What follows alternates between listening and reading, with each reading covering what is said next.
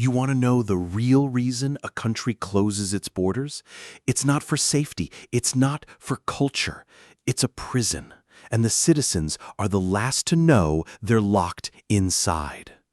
Today, we are uncovering a lie that has been sold to people for centuries, the beautiful, romantic idea of a pure, untouched nation.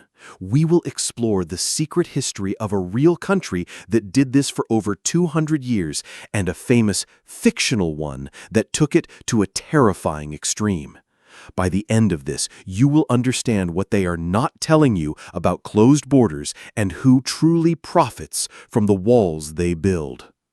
Quick heads up, this is a historical and allegorical analysis using a fictional story as a parallel. It's designed to make you think about big ideas. Let's get into the forbidden history. The sales pitch is always the same.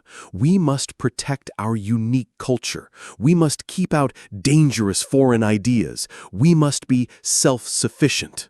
This was the logic of the Wano Kingdom in the world of One Piece, a beautiful, vibrant nation of artists and warriors sealed off from the world to protect it from a corrupt global government.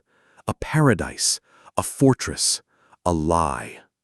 This isn't just fantasy. It actually happened.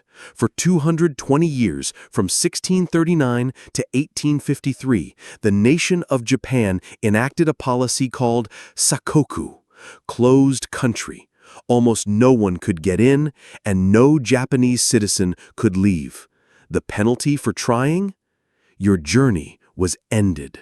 The stated reason was to preserve Japanese culture and stop the influence of colonial powers. A noble goal, right? But here's what they're not telling you. Here is the secret. Closing the borders had another, far more important effect. It gave the ruling class, the shogunate, total, absolute control. When there is no outside trade, the government controls the entire economy. When there is no outside information, the government controls the entire narrative. They control what you learn, what you eat, what you believe. The world outside could be advancing, curing diseases, inventing new technologies, but you would never know, because the walls don't just keep others out, they keep you in the dark. Now, look at Wano. For centuries, it was protected.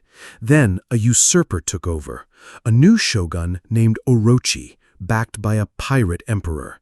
And he used the exact same system for pure evil. He kept the borders closed. He fed the people propaganda about the purity of their culture, while he and his elite friends feasted on fine foods and lived in luxury. Meanwhile, the rest of the country was starving. The rivers were poisoned by weapons factories. The people had nothing.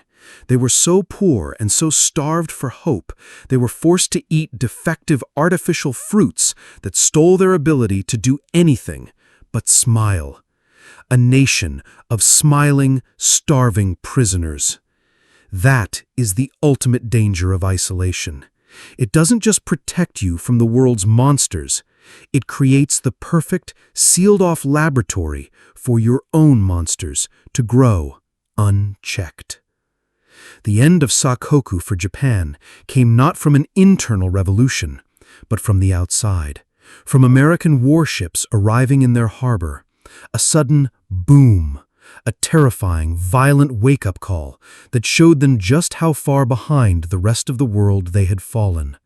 The walls came down not with a whisper, but with a bang. The lie could not be maintained any longer.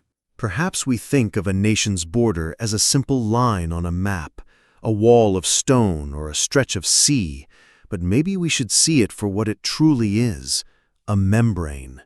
A healthy membrane allows good things to pass through, knowledge, trade, ideas, while filtering out the bad. But when that membrane becomes a solid, impenetrable wall, it does not just protect the body from the outside world, it suffocates it from the inside, ensuring that the only thing that can thrive is the disease that is already there. What are your thoughts on this hidden side of history? Let's have a respectful debate in the comments below. And if you enjoy